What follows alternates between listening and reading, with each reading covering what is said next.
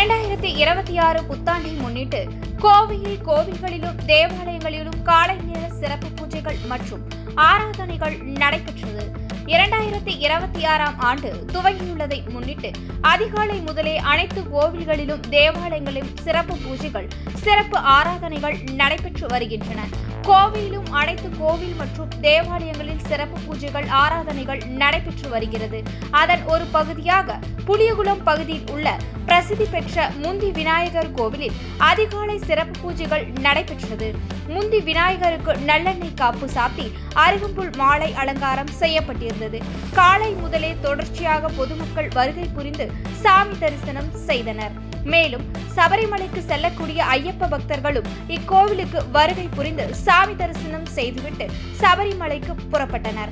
அதே போன்று புளியகுளம் பகுதியில் உள்ள அந்தோணியார் தேவாலயத்திலும் புத்தாண்டை முன்னிட்டு காலை நேர சிறப்பு பிரார்த்தனைகள் நடைபெற்றது. இதே போன்று கோவையில் உள்ள ஈச்சனாரி விநாயகர் கோவில், மருதமலை முருகன் கோவில், கோணியம்மன் கோவில், தண்டு மாரியம்மன் கோவில் என அனைத்து கோவில்களிலும் காலை முதல் மக்கள் புத்தாண்டை முன்னிட்டு சாமி தரிசனம் செய்தனர்.